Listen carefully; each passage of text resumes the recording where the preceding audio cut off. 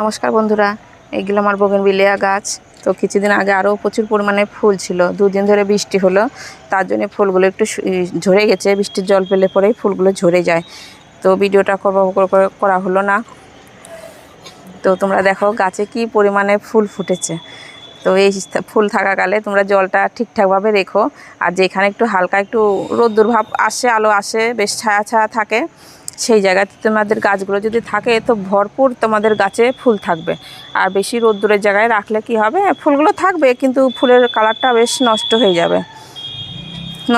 আর একবার যখন ফুল ফোটা তোমাদের শেষ হয়ে যাবে, তখন এই ফুলের এই ডাঁটাগুলো আছে ধরে যদি তোমরা একটু কেটে দিতে পারো, তাহলে এই ফুল পরের বার যে ফুলগুলো আবার আসবে, খুব তাড়াতাড়ি ফুলটা তোমাদের আসবে।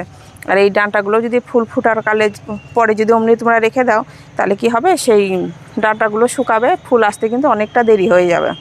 আর যখন তোমরা ফুল ফোটা শেষ হয়ে যাবে, তারপরেই তোমরা গাছে খাবার দিও।